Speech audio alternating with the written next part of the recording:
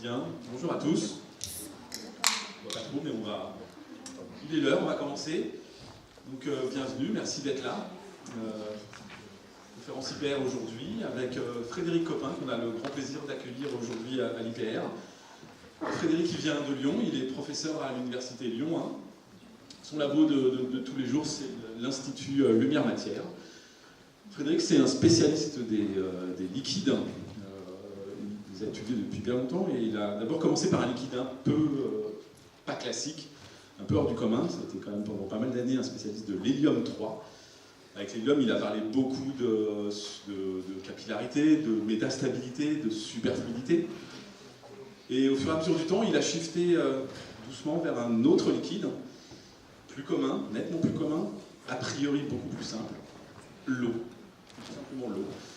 Et a priori plus simple, parce que justement c'est le thème de son exposé aujourd'hui, il va montrer que l'eau n'est vraiment pas un liquide comme les autres. Et ben voilà, je pense qu'on va démarrer. Je te donne la parole. Merci beaucoup, merci pour cette introduction qui résume bien effectivement mon parcours. Et donc moi j'ai choisi pour cet exposé de vous présenter un peu toutes les tortures qu'on peut faire subir à l'eau liquide et quel record on peut établir avec de l'eau liquide. Donc ça va me permettre de parler de métastabilité, je vous expliquerai ce que c'est. Effectivement, je vous dirai pourquoi l'eau n'est pas un liquide comme les autres. Et donc je ferai la liste des records, de la plus haute température, de la plus froide, et aussi jusqu'à quel point on peut tirer sur l'eau avant de la casser. Donc ça, ce sera un peu plus mon travail, mais au début, je parlerai aussi du travail de beaucoup de gens qui ont abordé ces sujets. Donc tout d'abord, on commence doucement avec un diagramme de phase. Donc dans le diagramme de pression-température, normalement le liquide devrait se trouver ici. Ça c'est le point triple, vous voyez, où il y a liquide, solide et gaz qui coexistent. Et donc on a ces différentes phases. Les lignes qui les séparent sont des lignes de transition de phase. Dans notre jargon, on dit des transitions du premier ordre. Donc le liquide est stable ici, et le solide est stable là. Ça se traduit par une comparaison de leur énergie. Alors si on est un thermodynamicien, on parle d'état d'équilibre. Et ces deux énergies sont égales quand on est sur la ligne d'équilibre. Donc c'est pour ça qu'on apprend, quand on est petit, que l'eau gèle à 0 degré et qu'elle bout à 100 degrés. Mais en fait, on va voir que c'est pas toujours vrai. Alors, j'ai une petite vidéo pour vous montrer une illustration de ça. Vous pouvez essayer ça chez vous. Vous prenez une bouteille d'eau déminéralisée, c'est mieux. Vous la mettez un peu au congélateur, pas trop longtemps parce que sinon elle va vraiment geler. Mais si elle est à moins 5 degrés, elle ne va pas geler. Et donc vous pourrez la faire couler, comme dans cette vidéo. Et elle coule parce qu'on va voir que ça fait bien un filet d'eau comme ça. Mais regardez ce qui se passe en bas. Elle gèle immédiatement au moment de l'impact sur la paroi, parce qu'elle était dans cet état métastable, et le choc l'en fait sortir, et elle bascule dans l'état stable qui est la glace. Donc on avait de l'eau qui était encore liquide alors qu'elle n'aurait pas dû. Donc c'est de ce type de... C'est ça la métastabilité, et c'est de ça que je vais vous parler aujourd'hui. Alors, il n'y aura pas beaucoup d'équations dans mon exposé, mais j'en mets quand même une au début pour dire que je fais de la physique. Et donc, on va comprendre l'origine de la métastabilité. Au cœur de tout ça, il y a la tension de surface. Alors, comment comprendre ça? Eh bien, au départ, si on a en bleu foncé là, une phase homogène, comme le liquide, pour faire apparaître la nouvelle phase, donc que ce soit une bulle de vapeur ou bien un grain de cristal, il faut former la nouvelle phase. Et on a envie de le faire parce qu'on gagne une énergie proportionnelle au volume du grain, 4 tiers de pi r cube ici, parce qu'on a vu que l'une des phases avait une énergie plus basse, la nouvelle a une énergie plus basse. Mais pour faire ça, on doit créer une interface entre les deux. Et pour ça, il faut payer le coût de la tension de surface, donc qui est comme 4 pi r2 fois cette tension de surface. Et la combinaison des deux fait cette forme d'énergie en fonction du rayon, qui, comme vous le voyez, a un maximum. Et donc ça, c'est une barrière d'énergie qu'il faut franchir avant de basculer dans la phase stable. Et ça ne se fait pas spontanément, on peut calculer, hein, les expressions, peu importe. Ce qui compte, c'est que plus la métastabilité est grande, donc plus on est loin de l'équilibre, plus la barrière est basse, et plus on aura de chances de la passer. Et ça se produit quand l'énergie est comparable aux fluctuations thermiques, donc la constante de Boltzmann fois la température du cristal. À noter également que si on met les chiffres dans tout ça, le rayon de la sphère pour laquelle on atteint le maximum est en général de taille nanométrique. Donc pourquoi étudier tout ça? Alors déjà c'est un phénomène qui existe dans la nature, hein. Les nuages dans le ciel, bon, il n'y en a pas beaucoup en Bretagne, mais vous en voyez parfois, et ils sont souvent surfondus, ils sont avec de l'eau en dessous de 0 degré. Et on verra également, je vous donne un exemple sur ce qui se passe dans la sève des arbres, on a également une certaine métastabilité. Alors c'est aussi intéressant d'un point de vue technologique, parce que parfois, si on ne fait pas attention et qu'on surchauffe de l'eau et qu'elle se met à bouillir violemment, ça peut créer des accidents. Alors, moi, ce qui m'intéresse en tant que physicien, c'est la compréhension des transitions de phase et essayer de voir jusqu'où on peut aller, comment expliquer le basculement d'une phase à l'autre. En particulier, ça fait appel à la physique à l'échelle nanométrique et on ne peut plus forcément appliquer tous les concepts macroscopiques dont on a l'habitude. Cette tension de surface dont je vous parlais, est-ce qu'elle est encore la même quand on a des petites gouttes? Bon, je ne parlerai pas trop de ça aujourd'hui, mais on a fait des études là-dessus. Et si le temps le permet à la fin, je vous montrerai notre application récente avec les géologues à la paléothermométrie. Alors l'eau, pourquoi l'eau et pas un autre liquide? L'eau, c'est intéressant parce que ça a des liaisons hydrogènes. Donc vous voyez que la liaison entre O et H est un peu polarisée, ça crée des petites charges au debout, et ça permet aux molécules de s'organiser. Donc ici vous avez un verre d'eau avec des glaçons. Alors déjà il y a une anomalie, c'est que la glace flotte au-dessus du liquide, alors que d'habitude le cristal d'un liquide est plus dense et coule au fond. C'est une première anomalie.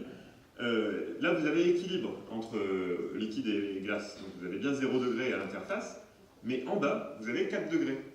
Et ça c'est parce que l'eau liquide est plus dense à 4 degrés qu'à 0. Et ça c'est bizarre parce que d'habitude quand on chauffe un corps, il se dilate.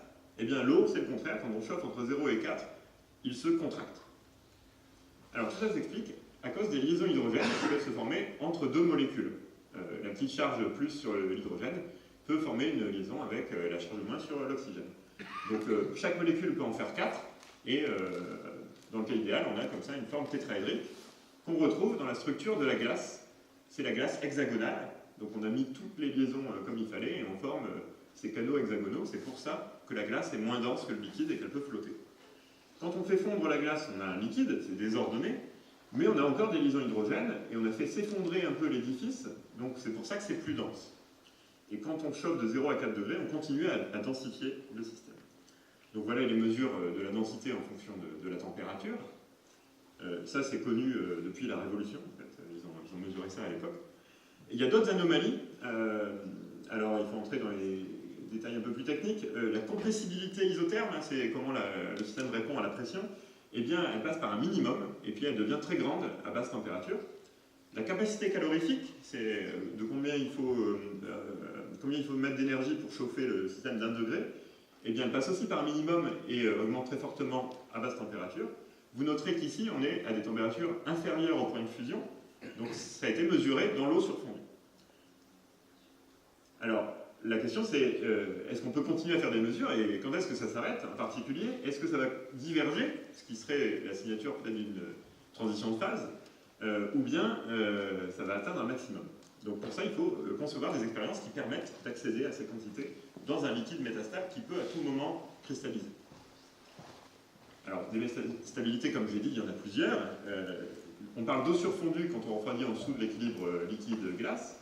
On parle d'eau surchauffée quand on réchauffe au-delà de l'équilibre liquide-vapeur. Et je parlerai aussi d'eau étirée quand on dilate le système de manière à ce que la pression soit plus basse que la pression de vapeur saturante.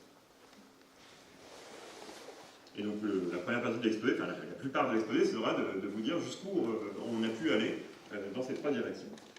Donc commençons par l'eau surchauffée. Alors c'est pas du tout mon travail, mais je le mentionne pour mémoire. Donc par exemple, une expérience célèbre, c'est celle d'Apfel en 1972, où il a créé un gradient thermique. Donc il y a un bain d'huile avec un fil chauffant qui est de plus en plus resserré verticalement, ce qui fait que la température augmente quasi linéairement de bas en haut. Et on lâche une goutte d'eau. Alors l'huile ici est plus dense que l'eau, donc l'eau va monter par la poussée d'Archimède. Et au bout d'un moment, elle atteint une température qui la fait exploser. Elle se vaporise. Et donc on a calibré avant le système, donc on sait on mesure à quelle hauteur ça éclate, et on sait que ça correspond à une température de quasiment 280 degrés. Donc tout ça est à pression atmosphérique. Donc au lieu de bouillir à 100 degrés, vous voyez que cette eau, ici, a fini par faire une bulle à 280 degrés. Alors on a pu faire encore plus fort, c'est toutes les expériences de Skripov dans les années 70, qui a utilisé un fil chauffant. Donc voilà un petit film de ce système. Donc on envoie un pulse de courant très fort pendant quelques microsecondes, et vous voyez que ça forme, alors on voit les photos ici, là c'est le fil de platine, et là on voit une gaine de vapeur apparaît et grossit ici, et donc ça c'est l'explosion de la vapeur. On sait la température, alors c'est une manip assez élégante, parce qu'en fait on peut mesurer la résistance du fil par un simple montage électrique, et on a calibré ça auparavant, et on sait donc, en lisant la résistance, quelle est la température du fil. Et comme ça, il a obtenu plus de 300 degrés avec de l'eau encore liquide. On voit que l'eau devient vapeur, soit en regardant, soit en mesurant le décrochement de la résistance, parce qu'une fois qu'il y a de la vapeur, le contact thermique devient mauvais entre le fil et le liquide, et ça chauffe beaucoup plus vite. Alors on a pu faire ça aussi, non pas sur des fils, mais sur des plaques chauffantes. Donc voici ici l'explosion d'une bulle sur une petite plaque de quelques microns. Et alors ça, c'est pas un vrai film. En fait, les échelles de temps sont très courtes. Vous voyez que c'est mesuré à 20 millions d'images par seconde. En fait, il s'agit de plusieurs expériences qui sont répétées et on prend des photos décalées dans le temps pour reconstituer un film de ce qui s'est passé. Donc, on voit ici la croissance de la bulle et son effondrement. Donc là encore, on trouve 300 degrés, bon, avec une calibration en température qui est ce qu'elle est. On verra plus tard justement, tout l'enjeu c'est de trouver des moyens de faire des mesures dans ces conditions où c'est très chaud, c'est très rapide, donc il faut avoir des expériences un peu subtiles pour donner des valeurs. Donc là à nouveau on mesure la résistance du film chauffant pour trouver la température. Alors ça a une application que vous êtes un peu les monsieur Jourdain de l'eau surchauffée, parce que quand vous imprimez avec une imprimante jet d'encre, vous ne savez pas, mais ça se fait ce qui se passe, parce qu'en fait, on réchauffe très vite l'encre, et l'apparition de la bulle dans cette eau surchauffée crée une libération d'énergie violente qui est capable de propulser la goutte. Alors après, c'est accéléré dans une cuillère, et c'est cette goutte d'encre qui vient se déposer sur votre papier. Avec ce schéma-là, on voit le chauffage ici qui déclenche l'apparition de la bulle de vapeur très rapide qui va propulser l'encre. Alors, j'avance dans l'exposé pour vous parler de choses que je fais un peu plus, qui concernent l'eau surfondue. Alors, si je vous ai dit que vous faites votre expérience avec une bouteille d'eau dans votre freezer, vous n'allez pas aller très loin, maximum moins 9 degrés, en général ça s'arrête, ça cristallise. Mais si on prend des précautions particulières, on est capable d'aller plus loin. Donc pour ça, il vaut mieux éviter les surfaces du récipient. Et une solution, c'est de faire une émulsion. Donc en effet, comme ça fait des parois très propres. On a de l'eau dans l'huile. Alors on met souvent des surfactants pour que l'émulsion soit stable et dure assez longtemps. Et comme ça, on a des petits volumes qui sont indépendants les uns des autres. Donc si jamais une goutte cristallise, c'est pas grave, les autres peuvent rester liquides. Tandis que si dans votre bouteille, il y a un endroit qui commence à être en glace, ça va se propager à tout l'environnement. Donc Taborek a pu, comme ceci, mesurer la cristallisation de l'eau surfondue, et il a atteint ce qu'on pense être la limite de cristallisation homogène, c'est-à-dire qu'en l'absence d'impureté, en l'absence de parois, on peut atteindre une valeur maximale, et là, l'agitation thermique est telle que de toute façon, on va cristalliser. Alors, c'est quelque chose qui n'est pas quand même parfaitement défini, ça dépend de la vitesse à laquelle on fait l'expérience, et on en reparlera un peu plus tard. Donc, avec ces caractéristiques à lui, il a atteint moins 38 degrés avec de l'eau qui était encore liquide. Et c'est à peu près ce qu'on peut trouver comme eau dans les nuages, qui sont eux aussi des petites gouttes dispersées, très propres, sans parois au végétal. Alors, je viens maintenant à des manips très récentes. Donc, les physiciens ont voulu aller encore plus loin. Ils ont réussi à le faire avec des techniques très sophistiquées.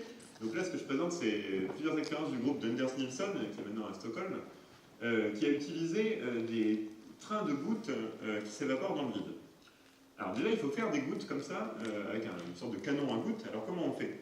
Eh bien, on a un petit tuyau là, de 10 microns de diamètre, qui injecte de l'eau dans une chambre à vide. Donc on a des pompes turbo qui font un vide très poussé là-dedans, et ça crée un jet qui arrive dans la chambre. Alors si vous ne faites rien, ce jet va se déstabiliser, c'est la stabilité de Rayleigh plateau, vous pouvez l'avoir en faisant couler votre robinet. Au bout d'un moment, le filet d'eau se casse en gouttes. Mais si on fait ça, on obtient des gouttes polydisperses, on obtient des diamètres différents, c'est pas très propre, ça bave un peu. Donc pour faire mieux, on a deux possibilités.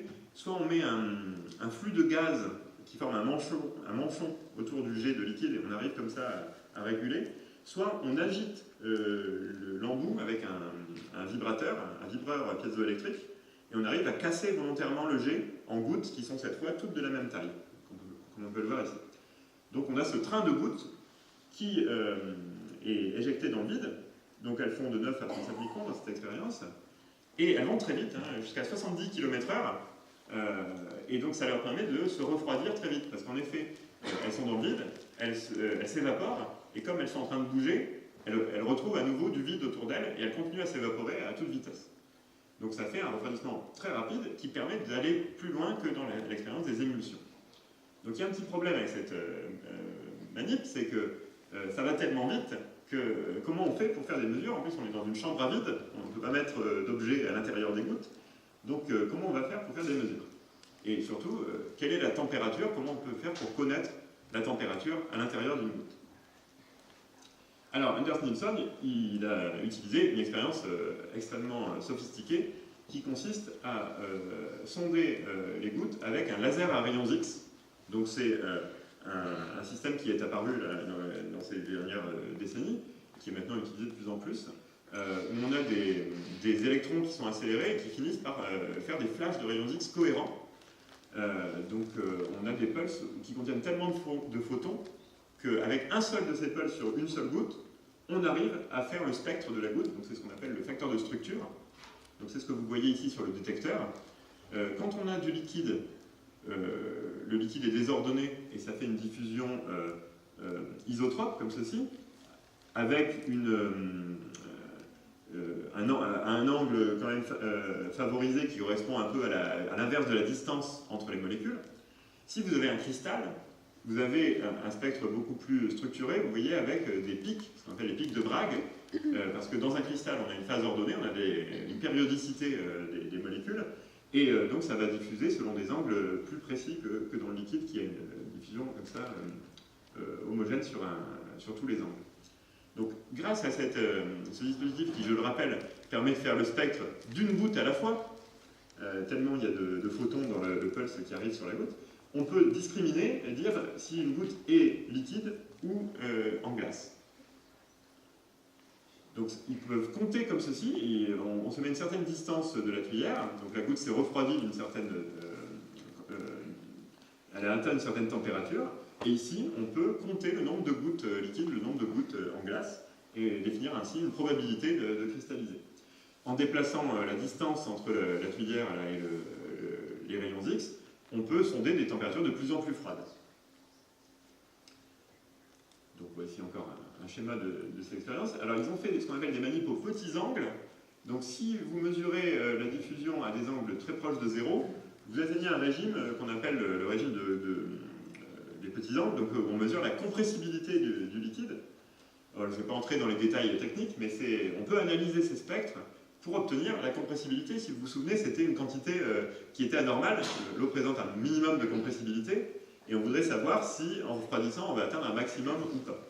Donc dans cet article très récent, ils ont rapporté l'existence d'un maximum pour l'eau légère en rouge et pour l'eau lourde en bleu, à une certaine température. Donc pour les légères, c'est 229 Kelvin, c'est-à-dire moins 44 degrés. Vous voyez qu'ils ont atteint des températures plus basses que dans l'expérience des émulsions qui atteignaient 238 Kelvin. Alors le problème, c'est comment ils ont fait pour avoir cette température. Donc pour ça, on fait appel à un modèle. C'est ce qu'on appelle le régime de Knudsen. On est dans une chambre à vide, donc les molécules d'eau qui partent de la goutte s'en vont loin sans avoir de collision, et elles emportent de l'énergie avec elles, elles emportent la chaleur latente de vaporisation. Et on peut calculer tout ça en connaissant la pression de vapeur saturante, la taille de la goutte, la capacité calorifique. On peut déterminer la température en fonction du temps. Mais le problème, c'est qu'on doit utiliser plein de paramètres qui n'ont jamais été mesurés, vu que c'est la manip qui a atteint les températures les plus froides. Donc il faut des extrapolations. Heureusement, ce n'est pas très critique, donc on peut faire différents choix. Ça ne change pas tellement le résultat. Alors, il y a aussi le fait que la goutte se refroidit par la surface, donc la température n'est pas exactement la même au centre de la goutte et sur les bords, mais bon, au bout d'un moment, ça devient juste de l'ordre de 1 degré, donc c'est pas non plus un très gros gradient. En revanche, il y a un problème majeur, c'est qu'il faut très bien connaître les paramètres de l'expérience. Donc la vitesse, on arrive encore à la mesurer sur les images très bien, mais le diamètre de la goutte, comme on est dans une chambre optique, dans une chambre à vide, pardon, à une certaine distance, on ne peut pas faire mieux qu'une fraction de micron sur le diamètre de la goutte, et vous voyez que ça fait des erreurs qui ne sont pas négligeables et qui peuvent avoir un impact sur la température calculée. Donc, avec Robert Grisenti qui est à Francfort, c'est surtout eux à Francfort qui ont fait les expériences, nous on a fait une petite contribution, mais on a revisité ce problème pour essayer d'apporter une autre technique de mesure, cette fois, de la température. Alors, comment faire? Donc, vous voyez à nouveau le train de gouttes qui est ici, et on peut l'éclairer. Alors, nous on n'a pas de laser à rayons X, mais on a un laser continu qui est vert à 532 nanomètres. Et donc pareil, on peut, en venant mesurer à différentes distances de l'injection des gouttes, on peut mesurer des gouttes de plus en plus froides. Alors qu'est-ce qu'on mesure? On mesure un autre type de diffusion de la lumière, une diffusion inélastique, qui est le spectre Raman. Donc ça correspond à l'échange d'énergie entre la lumière incidente et le milieu. Donc ici en l'occurrence, les photons peuvent faire vibrer les molécules d'eau. Et dans ce cas-là, ils vont perdre de l'énergie. Et les photons qui vont ressortir seront plus verts, mais ils seront rouges. Et en mesurant exactement leur longueur d'onde, on peut avoir des renseignements sur les vibrations des molécules d'eau. Donc c'est une technique très, très classique. On voit ici des spectres. Alors ça c'est la distance par rapport à l'origine. Donc plus on s'éloigne, plus on est froid. Alors le spectre, vous voyez, a une forme un peu qui se déforme, c'est un peu dur à estimer. Mais surtout ce qui est très visible sur cette figure, c'est l'existence de pics qui sont superposés au spectre habituel Raman, qui est plutôt de forme patatoïdale. Mais là, on a en plus des pics très pointus.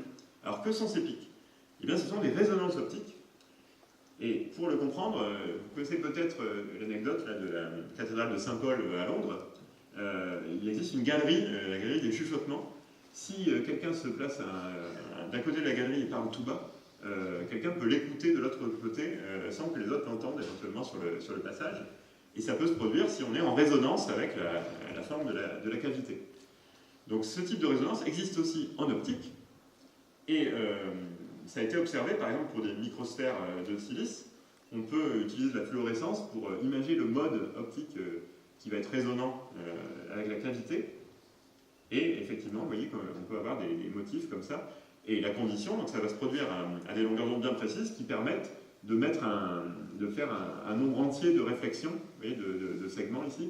C'est-à-dire qu'il y aura une interférence constructive si la lumière revient en phase avec elle-même au bout d'un tour. Donc c'est expliqué comme ça en vitesse, hein, c'est ce qu'on appelle aussi la diffusion de Mie.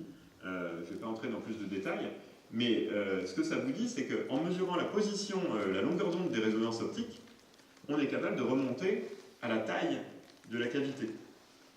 Et donc c'est ce qu'on a fait.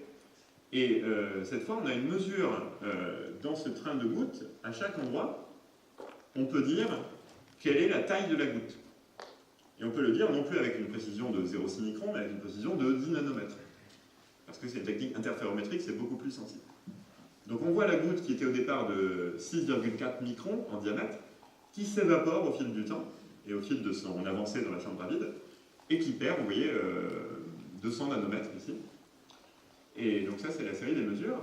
Et le modèle de Knudsen permet de calculer, et il y a un paramètre ajustable, c'est le rayon initial tout près de l'orifice. Et donc cette fois, ça permet une meilleure connaissance de ce paramètre initial. Ça permet de contraindre davantage le calcul de l'évaporation.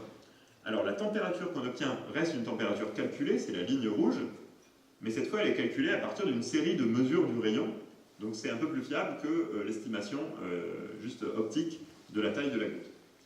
Alors, on a fait une petite vérification, ce sont les points rouges vides là, ici. On peut aussi analyser le spectre Raman, il est sensible également à la température. Donc nous on a calibré ça dans des capillaires, on n'a pas pu reproduire jusqu'à 230 Kelvin, mais on a pu le faire jusqu'à 240, et on a pu vérifier que la température qu'on obtenait était compatible avec le calcul. Alors sachant que notre mesure à nous, elle est plus entachée d'erreurs, elle est avec une précision de l'ordre de 1 Kelvin, tandis que là, on peut être précis à une fraction de Kelvin. Alors on voit qu'ici, les deux mesures ne sont plus d'accord. Et bien c'est parce qu'on commence à avoir de la cristallisation, et dans ce cas-là, on obtient le spectre Raman de la glace, qui n'est plus sur le même que celui du liquide, et donc notre calibration en température n'est plus valable. Donc on peut dire qu'à partir de 25 mm de distance, on a transformé en glace la majeure partie des gouttes de l'expérience. Donc on lit sur ce graphe quelle est la température minimale atteinte, et on trouve 230,6 Kelvin, donc moins 43 degrés, ce qui est très froid. Mais il y a une petite anomalie, c'est que nos gouttes étaient plus petites que celles de l'équipe de Nilsson. Et donc je vous ai expliqué, pour la limite qu'on peut atteindre dépend des conditions d'expérience. Plus on va vite, plus on peut refroidir loin, plus les gouttes sont plus petites, moins on a de chances de cristalliser également. C'est un phénomène aléatoire qui a une certaine probabilité. Donc si on va vite et qu'on a un volume petit, on peut aller plus loin. Or, notre température semble plus élevée que celle rapportée par Nilsson. Donc on pense qu'il peut y avoir peut-être un problème qui serait lié à l'estimation initiale du rayon. Et donc ça demanderait des recherches supplémentaires, peut-être en couplant l'expérience Raman avec l'expérience du laser à rayon X. Alors il y a un autre aspect, c'est est-ce que cette compressibilité atteint vraiment un maximum? Donc si la température est fausse, peut-être que c'est pas tout à fait juste. En plus, vous voyez qu'il y a un seul point qui est plus haut que les autres. Donc tout ça est encore débattu et on continue à travailler là-dessus. Alors, voilà, j'avance pour avoir le temps de vous parler de ce qu'on fait le plus à Lyon, qui concerne l'autre métastabilité, donc cette fois celle où on amène le liquide à une pression inférieure à la pression de vapeur saturante. Donc c'est plutôt la vapeur qui devrait être stable, on devrait faire former une bulle, mais ça ne se fait pas tout de suite, et en fait on peut même atteindre des pressions négatives.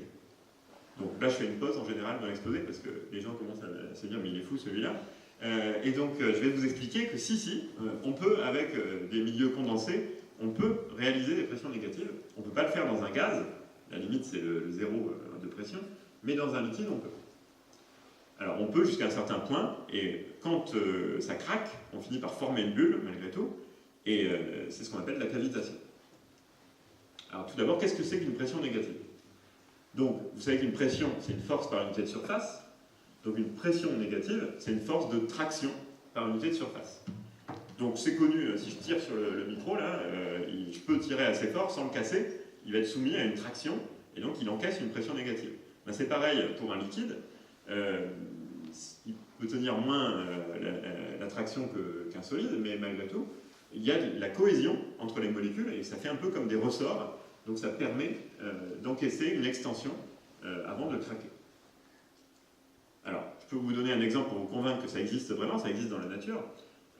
Imaginez que vous avez, alors vous savez quand on fait de la plongée, à chaque fois qu'on descend de 10 mètres, on gagne 1 bar. On gagne une fois la pression atmosphérique. Donc réciproquement, si on peut monter le long d'un liquide, on va perdre 1 bar tous les 10 mètres. Et ça, on peut le faire dans la sève des grands arbres. Donc un séquoia, ça peut atteindre plus de 100 mètres de haut. Donc on va perdre plus de 10 bars en grimpant le long de la sève. La sève qui est dans des conduits comme le xylème, qui part des racines et qui va jusqu'aux feuilles tout en haut. C'est un système continu, en tout cas l'été. Le canal est rempli. Et on a cette eau qui circule. Alors l'eau montante, c'est quasiment de l'eau pure. Hein. Il va y avoir des molécules qui vont se former par photosynthèse dans les feuilles, mais l'eau ascendante, c'est presque de l'eau pure. Donc on peut atteindre ici, vous voyez, de l'ordre de moins 11 bars au sommet d'un grand arbre. Alors en fait, ce ne sont pas les séquoias qui obtiennent le record de pression négative, parce qu'en fait, il y a d'autres facteurs, comme la sécheresse. Alors je ne vais pas entrer dans les détails, mais c'est ce qu'on appelle l'évapotranspiration. Le fait que l'air n'est pas saturé en humidité fait que ça abaisse le potentiel chimique de l'eau et ça génère une pression bien plus négative. Donc les espèces méditerranéennes comme une LIF peuvent atteindre moins 50 bars. Il y a Hervé Cochard à Clermont-Ferrand qui fait des expériences qui montrent ces valeurs. Alors dans le laboratoire, comment faire pour générer des pressions négatives? Donc il y a plein de méthodes, je ne vais pas toutes les donner, Mais ici, j'en illustre une qui est simple à comprendre, c'est celle de Briggs dans les années 50. Et en fait, Reynolds avait déjà fait une expérience à la fin du XIXe siècle. Il s'agit de centrifuger un tube rempli d'eau. Alors si on fait ça avec un tube droit, eh bien l'eau s'en va immédiatement, elle est éjectée, donc on ne peut rien mesurer. Donc Reynolds a eu l'idée de le mettre en forme de Z. Et ça stabilise la colonne liquide. Donc du coup, elle peut tourner très vite en restant dans le tuyau. Et la force centrifuge, qui va être maximale au centre ici, va abaisser la pression. Et si on tourne suffisamment vite, on peut vaincre la pression atmosphérique et passer dans des pressions négatives. Jusqu'à temps qu'une bulle éclate au centre. Et ce que Briggs a mesuré, son record, c'était moins 280 bars. Alors nous, on a voulu faire mieux. Donc c'est ce qu'on faisait dans l'hélium, effectivement, à l'époque, et donc on a transposé l'expérience au cas de l'eau. On a utilisé un transducteur piézoélectrique qui permettait de focaliser des ondes ultrasonores à 1 MHz sur une zone très très petite au sein du liquide. Donc on avait des oscillations de pression extrêmement fortes, et on pouvait comme ça faire une oscillation positive et une oscillation négative. Et dans l'oscillation négative, on tirait sur le liquide, donc là c'est l'éthanol pour l'image, jusqu'à le faire éclater, et donc on mesurait l'apparition d'une bulle. Donc toute l'expérience c'était de mesurer jusqu'où on pouvait tirer avant que la bulle éclate. Et bien en fait on a trouvé aussi de l'ordre de moins 300 bars, moins 30 mégapascals. Donc les manips acoustiques sont en jaune là, et les manips centrifuges ce sont les croix. Donc vous voyez, on n'a pas fait beaucoup mieux, même si on utilise des volumes d'eau beaucoup plus petits et sur des échelles de temps beaucoup plus courtes. Parce que c'est une fraction de la période acoustique, donc c'est de l'ordre de 100 nanosecondes. Donc ça, c'est un autre mystère de l'eau, c'est que ces manips, en fait, ne dépassent pas moins de 300 bars, avec plein de techniques différentes. Or, théoriquement, si on utilise la tension de surface et les calculs que je présentais au début, on s'attendrait à pouvoir atteindre moins 140 mégapascals, presque 5 fois plus négatif. Moins 1400 fois la pression atmosphérique. Et donc, bon, peut-être que la théorie est fausse. Eh bien non, en fait, il existe une expérience dont le pionnier était Austin Engel, qui est toujours actif et qui a encore publié un Science l'an dernier. Il a utilisé la technique de Berthelot. Alors, je vais vous expliquer, parce que c'est ce qu'on a repris, nous, à Lyon. Il s'agit de faire un petit tube rempli d'eau et complètement étanche. Et donc, on obtient ça avec du quartz. Donc là, on a une goutte d'eau prisonnière dans le quartz, et là, vous voyez une bulle de vapeur. Donc ça existe dans la nature également, les géologues connaissent ça. Il a pris l'idée aux géologues, en fait, mais ça peut aussi être fabriqué dans des réacteurs en cassant un cristal de quartz et en le faisant cuire pour le ressouder les morceaux. Et on piège de l'eau dans lequel on l'a mis. Donc pourquoi ça c'est intéressant? Eh bien, ça fait un peu comme une cocotte minute, mais qui n'aurait pas de soupape. Donc qu'est-ce qui se passe quand on chauffe une cocotte minute sans soupape? Eh bien la pression augmente. Tant qu'on est à l'équilibre liquide-vapeur, ça suit cette ligne, mais au bout d'un moment, toute la vapeur va être liquéfiée, et donc c'est transparent le quartz, donc on peut regarder, et quand la bulle disparaît, on sait qu'on quitte la courbe ici. Donc on connaît la densité du liquide à l'intérieur de la boîte. Et maintenant la magie, c'est que si on refroidit, eh bien la bulle ne réapparaît pas tout de suite. Donc vous voyez, on avait de l'eau en bleu clair qui occupait un certain volume, on fait le cycle thermique et on revient à la même température, maintenant elle occupe un volume plus grand. Donc ça prouve bien que l'eau a été étirée et elle est donc entrée dans un régime de métastabilité, et y compris des pressions négatives. Alors si on refroidit trop, au bout d'un moment, paf, la bulle éclate et on revient au point de départ. Donc ce qu'a fait Austin Engel, c'est qu'il a mesuré la densité et la température d'apparition de la bulle, et il en a déduit une pression de cavitation. Alors le problème, c'est que personne n'avait mesuré la pression, donc en fait il a utilisé les données à pression positive et il les a extrapolées à pression négative pour calculer moins 1400 bars, donc il était très proche de la théorie.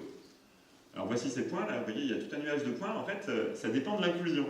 À nouveau, la cavitation hétérogène peut jouer, donc si jamais il y a une impureté, ça va déclencher la bulle avant d'atteindre le seuil théorique extrême. Et donc sur certaines inclusions qui sont très propres, eh bien, on peut atteindre cette limite qui est la courbe en pointillé, ici. Vous voyez un très bon accord ici, mais avec une pression qui est quand même issue d'un calcul. Donc nous, on a voulu essayer de vérifier tout ça.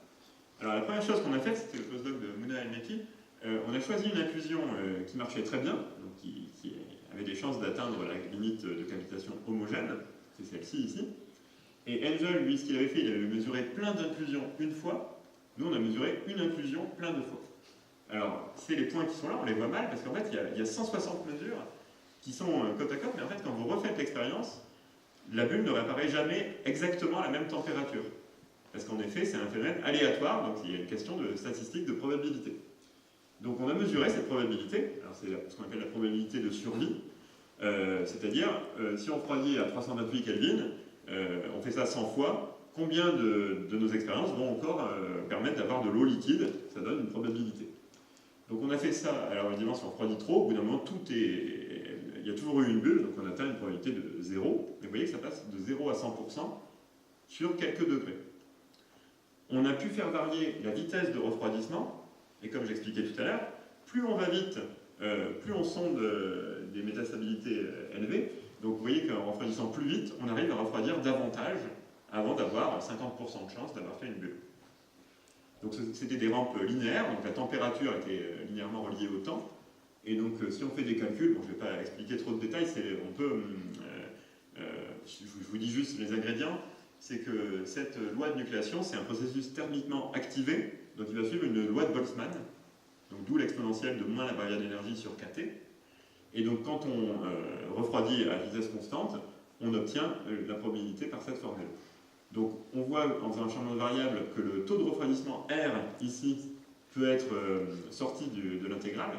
Et donc on s'attend à ce que le taux de refroidissement fois le log de la probabilité soit indépendant du taux de refroidissement.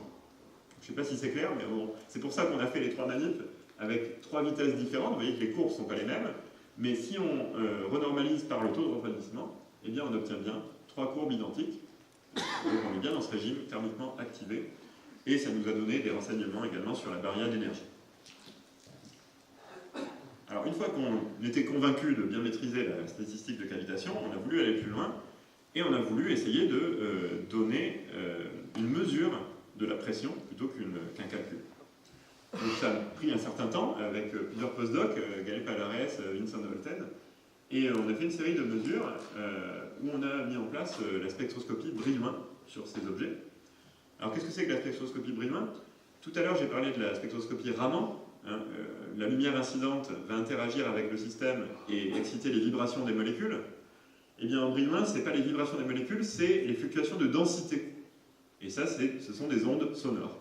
Donc on va pouvoir émettre ou absorber une onde sonore, parce qu'il y en a spontanément à cause de l'agitation thermique. Et donc à nouveau, la lumière émergente, la lumière diffusée, va changer de longueur d'onde. Alors c'est des effets beaucoup plus faibles, hein, les énergies mises en jeu sont beaucoup plus petites qu'en Raman, et donc il faut faire des mesures très très précises avec des Fabry-Perot pour faire des mesures interférométriques pour analyser le spectre de la lumière diffusée. Donc on fait ça, on peut focaliser donc ça c'est les spectros Brillouin, ça c'est les spectros Raman. On peut focaliser le laser avec ce microscope sur un spot de 1 micron, donc on peut aller lire le liquide à l'intérieur de l'inclusion qui fait typiquement 5 à 10 microns. Et on va mesurer son spectre, donc voici, à deux températures ici. Vous voyez à chaud, on a des pics plutôt pointus et assez éloignés de la raie élastique qui serait le laser non perturbé. Donc là, on a des gagnés ou perdus de l'énergie.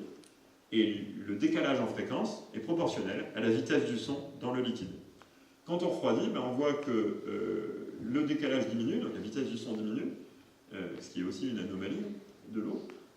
Et la largeur augmente parce que la viscosité augmente, donc l'atténuation du son augmente. Donc on a mesuré tout ça. Alors pour vous convaincre que ça marche, je vous montre ce qui se passe quand il y a une bulle.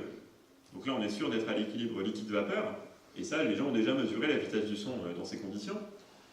Et donc vous voyez nos points de mesure qui tombent bien sur la courbe attendue avec cette anomalie qui est le maximum de vitesse du son vers 70 degrés. Donc maintenant ce qui est intéressant, c'est que quand on chauffe, la bulle finit par disparaître, et quand on refroidit, on passe à des pressions négatives. Donc les points bleus et les points rouges, c'est la même inclusion, mais là il y avait une bulle, et là il n'y en a pas. Donc vous voyez que la vitesse du son n'est plus la même, elle est plus basse, et c'est parce que le liquide est mis sous tension. Alors elle est plus basse, sauf aux plus basses températures, vous voyez que la vitesse du son finit par passer par un minimum, et éventuellement va croiser la courbe d'équilibre liquide-vapeur. Donc à l'époque, on avait fait ça pour deux inclusions. Alors, je n'entre pas dans tous les détails, il y a beaucoup de choses derrière. La barre d'erreur, c'est typiquement 6 mètres par seconde sur une vitesse de 1500 mètres par seconde, donc c'est assez précis. Malgré tout, à basse température, il faut appliquer des corrections, parce qu'on fait des mesures à haute fréquence, et donc il faut corriger la dispersion du son. Donc il y a un modèle pour ça, on a fait varier le paramètre du modèle pour voir que le minimum qu'on observe est bien robuste. Donc on a trouvé une nouvelle anomalie de l'eau ici. Les courbes en pointillés, c'est l'extrapolation du type de celle qu'Angel avait utilisée. Donc vous voyez qu'elle n'est pas tout à fait correcte, mais en fait elle est quand même presque bonne parce que l'échelle est très très dilatée ici. Donc l'écart ici est assez petit finalement en vitesse du son et donc en pression. Mais bon, on mesure quand même une différence par rapport à cette simple extrapolation. Alors du coup, on a continué ça et on a pu obtenir des inclusions de nos collègues de Potsdam et de Berne qui étaient meilleures que celles qu'on avait. Et donc on a pu faire plus de points de mesure. Donc vous voyez, là c'est les mêmes inclusions avec bulle et sans bulle. Et on les a mesurées. Et on a eu ce faisceau de courbes avec confirmation du minimum ici, qui se décale plus la densité est basse, plus le minimum apparaît à haute température. Et à partir de toutes ces mesures, eh bien, on a pu calculer cette fois la pression. Alors, je vais vous faire peur avec des équations, je ne vais pas tout expliquer, mais c'est pareil, on ne l'a pas inventé, hein. Les gens de la haute pression utilisent ça tout le temps. Ils font des mesures de vitesse du son parce que c'est plus facile, on peut les faire dans des enclumes diamants par exemple, on fait ça optiquement. Et une fois qu'on a la vitesse du son à différentes températures, à différentes pressions dans leur cas, ou différentes densités dans notre cas, eh bien, on peut faire de la thermodynamique et finalement on résout des équations en dérivée partielle et on arrive à remonter à la pression. Donc cette fois c'est une interpolation et non plus une extrapolation parce qu'on modélise la vitesse du son entre les points qu'on a pris. Et donc en faisant ça, on a pu étendre l'équation d'état de l'eau jusqu'à moins 1400 bars. Voilà, c'était notre premier point, puis on a étendu jusque là. Alors qu'est-ce que je vous montre ici? Vous vous souvenez que l'eau a un maximum de densité à 4 degrés. Donc il est là à pression ambiante. Eh bien, on l'a suivi à pression négative. Donc on trouve encore un maximum de densité, mais à une température qui augmente au fur et à mesure que la pression diminue. Et vous voyez que ça s'infléchit ici. Et donc c'est ça qu'on cherchait. On voulait voir si ça faisait demi-tour. Alors pourquoi? Alors, je vais vous montrer juste après. C'est parce qu'il y a plusieurs théories pour expliquer les anomalies de l'eau. Et elles sont pas d'accord sur le fait qu'il y a un demi-tour ou pas. Donc c'était ça notre but. Mais vous voyez, la malchance, c'est que en fait, ça cavite, ça finit par faire une bulle avant qu'on voit s'il y a un demi-tour ou pas. Donc ça a l'air, mais c'est pas sûr. Alors, qu'est-ce qu'on a fait? Eh bien, je vous disais qu'il y avait un minimum de compressibilité et un maximum de vitesse du son. Donc ça, c'est connu à pression ambiante et à pression positive. On les a suivis à pression négative. Et par contre, ce qui est nouveau, ce sont ces anomalies-là. On a vu un minimum de vitesse du son. Rappelez-vous, c'est ce minimum qui est là. Ça, personne ne l'avait jamais vu avant. Et on a pu aussi en déduire un maximum de compressibilité, un peu comme celui que Nilsson pense avoir vu à pression ambiante. Donc c'est à peu près dans l'alignement de ces points à lui. Malgré tout, ça peut dépendre un petit peu du modèle, parce que voilà, c'est assez sensible. Donc le minimum de vitesse du son, on pense qu'il est vraiment robuste. Celui-là, c'est un peu à la limite de notre gamme de mesures. Malgré tout, ce qui est intéressant, c'est qu'on a pu faire des calculs théoriques de thermodynamique, et en fait, on montre assez simplement que si jamais ces lignes se croisent avec la ligne rouge, qui est la ligne de maximum de densité, alors mathématiquement, on doit faire demi-tour. La ligne rouge doit faire demi-tour. Donc, on n'a pas encore atteint ce point de croisement, mais on n'en est pas loin. Donc, ça semble suggérer qu'il existerait. Après, rien n'empêche ces lignes de s'éviter au dernier moment. Et donc, on essaiera d'en savoir plus dans les années à venir. On va faire l'extrapolation. Voilà, je vais vous parler juste un peu des différents modèles théoriques. Donc, il y en a plein. Donc, qu'est-ce qu'on voit ici? C'est le diagramme de phase en pression-température. Les lignes bleues, ce sont les lignes d'équilibre entre phases, liquide, solide et vapeur. Nous, on est dans la zone métastable. Et vous voyez que les différentes théories n'ont pas le même comportement. Donc, la ligne de maximum de densité fait demi-tour ou pas. Et donc, celle où elle fait demi-tour, alors on pense que nos expériences suggèrent qu'on est plutôt dans ce cas-là. En effet, on voit des minimums de vitesse du son et maximum de compressibilité qui n'existent pas dans ces théories-là. Donc on pense qu'on a plutôt affaire à celle-ci. Et celle-ci, elle diffère encore l'une de l'autre par quelque chose d'essentiel, qui est l'existence d'une transition de phase à basse température. Donc celle qui est là prévoit que l'eau se sépare en deux liquides différents avec une transition qui est terminée par un point critique. Et vous savez qu'auprès d'un point critique, il y a beaucoup de quantités qui divergent, la compressibilité diverge par exemple, et ce serait ça qui serait à l'origine du maximum de compressibilité. Alors qu'est-ce que ce serait que ces deux phases liquides? Donc je vous mets un petit schéma ici. Ça a été vu dans des simulations de dynamique moléculaire, ça n'a jamais été vu en vrai dans une expérience, donc c'est interprété à partir de simulations. Mais c'est intéressant quand même parce que c'est ce qu'on appelle le polyamorphisme. On aurait une substance liquide qui est faite des mêmes molécules, mais qui pourrait exister sous deux phases liquides différentes. Ça, c'est un peu étonnant parce que pour un cristal, on comprend, parce qu'on peut avoir des symétries différentes dans un cristal, mais pour une phase amorphe comme un liquide, c'est un peu bizarre, mais on pourrait imaginer d'avoir des structures locales qui sont différentes. Et donc, la petite image très simplifiée pour expliquer ça, c'est de dire que ici, vous avez une molécule d'eau, c'est un rond, elle fait des liaisons hydrogènes avec ses voisines, ce sont les traits. Donc quand elle en fait 4, ça fait un tétraèdre. Si on met les tétraèdres comme ceci, tête bêche, on obtient un hexagone qui est la structure de la glace hexagonale que j'ai montré au début. Et ça, c'est peu dense. Mais si on les empile comme des entonnoirs, alors on arrive à faire une structure plus dense. Donc ce serait ça, les deux liquides. Il y aurait un liquide à haute pression qui serait plus dense, qui aurait plus de structures de ce type, et un liquide à basse pression qui serait moins dense et qui aurait plus de structures de ce type. Voilà, ça c'est encore très très débattu, hein, donc je ne prétends pas que nos expériences aient prouvé quoi que ce soit là-dessus, mais c'est ça qu'on cherche en tout cas avec, pour distinguer ces différents scénarios, c'est pour ça qu'on s'intéresse à la forme des différentes lignes. Alors voilà, il me reste un petit peu de temps, donc je vais faire une conclusion sur les records de l'eau, et je prendrai quand même encore 5 minutes pour vous parler de l'application à la géologie. Donc, maintenant vous pouvez oublier que l'eau gèle à 0 degré et qu'elle bout à 100 degrés, c'est pas toujours vrai. Et donc, ce qu'on peut dire de vrai, c'est que l'équilibre entre les phases, lui, il est bien à pression ambiante à 0 degré entre l'eau et la glace, et à 100 degrés entre l'eau et la vapeur. Et les records obtenus, c'est moins 43 degrés pour l'eau liquide sans qu'elle gèle, et plus 303 degrés pour l'eau liquide sans qu'elle soit qu'elle forme des bulles. Et on a vu que les anomalies de l'eau devenaient encore plus fortes dans ces zones métastables, surtout donc à basse température.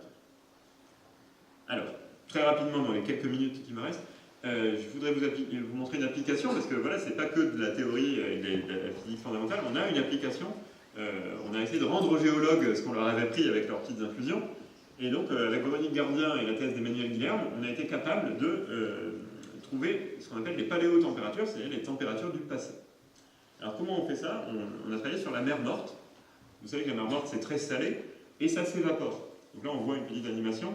Elle s'évapore en fait très très vite, d'1 mètre par an actuellement, donc il n'y en aura plus au bout d'un moment. Et donc en ce faisant, ça forme des dépôts de sel. Et dans ces dépôts de sel, il y a des cristaux comme ça qui sont très jolis, qui sont cubiques, avec des petites marges d'escalier. Et à l'intérieur de ces petits cubes, on voit des petites cavités en forme de cube qui sont remplies d'eau salée de la mer Morte. Alors, elles se sont formées, elles se forment aujourd'hui, mais elles se sont formées aussi il y a longtemps dans le passé, et donc elles ont piégé l'eau de mer de l'époque. Donc les géologues s'intéressent à ça, pourquoi? Parce que, vous voyez là, c'est la température de la surface de la planète en fonction du temps, donc eux ils mesurent en kilo-année, hein. Donc c'est des échelles très longues. Là on est là, aujourd'hui, bon en Bretagne on est peut-être un peu plus tôt là, mais il y a longtemps, il y a très longtemps, il faisait aussi chaud. Donc vous voyez, ça c'est l'interglaciaire. Et il y a eu une période de réchauffement très très rapide qui ressemble au réchauffement actuel. Et donc si on arrive à documenter tout ça et à comprendre comment la planète a réagi, ça peut aider à mieux modéliser le climat pour comprendre le réchauffement actuel. Donc on s'intéresse surtout à cette période interglaciaire qui, vous voyez, remonte à il y a 120 000 ans. Et en fait, on a je ne vais pas montrer, mais les géologues ont fait une carotte dans la mer Morte, ils ont creusé, ils ont sorti une couche de sel de cette époque-là. Donc on peut aller gratter les petits grains de sel et récupérer les inclusions formées à cette époque. Et donc nous, ce qu'on fait, c'est qu'avec notre technique Brillouin, vous vous souvenez, on peut mesurer la vitesse du son dans le système, et on peut voir quand elle croise l'équilibre liquide-vapeur. En fait, on fait les deux, on mesure la goutte quand il n'y a pas de bulle. Quand on a fini les mesures, on fait exploser le système en le chauffant très fort, et donc ça forme une bulle, et là on remesure pour avoir la courbe d'équilibre liquide-vapeur. On voit à quel point les deux se croisent, et ça nous donne la température à laquelle l'eau a été piégée dans le cristal. Et si l'infusion est petite et que le cristal n'a pas subi des excursions en température trop grande, alors ça garde la mémoire de cette époque. Par contre, si l'infusion est trop grosse et qu'on fait des excursions trop grandes, on a une déformation plastique et on perd la mémoire, on déforme la cavité, on perd la densité qu'on avait stockée à l'intérieur. Donc on a fait tout ça, et pour tester notre méthode, on l'a fait d'abord sur des échantillons synthétiques qu'on a fait nous-mêmes en laboratoire, mais on l'a fait aussi sur des échantillons récents de la mer Morte, vous voyez, de 93. On sait qu'ils ont été formés à 22 degrés, parce qu'il y avait un thermomètre à l'époque. Et donc on a mesuré, vous voyez, 16 degrés. Alors vous allez me dire, bah, c'est n'importe quoi, c'est pas la bonne température. Mais, on a quand même la bonne, parce que la mer Morte, c'est assez profond. Et donc il faut corriger de l'effet de la pression. Parce que ce sont des cristaux qui se forment au fond de la mer Morte. Et donc en fait, ils ne se forment pas à l'équilibre liquide-vapeur, ils se forment à une pression de 39 bars. Donc on connaît la pente là, de l'isocore. Et on peut corriger notre 16 degrés et on trouve bien les 22 degrés attendus. Donc maintenant, Emmanuel Guilherme, il est en train de prendre les grains un par un, tout le long de la carotte, pour reconstituer le profil de température.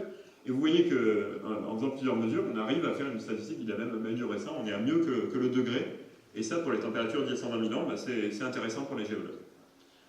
Voilà, donc je vais conclure avec ça et je vous remercie pour votre attention.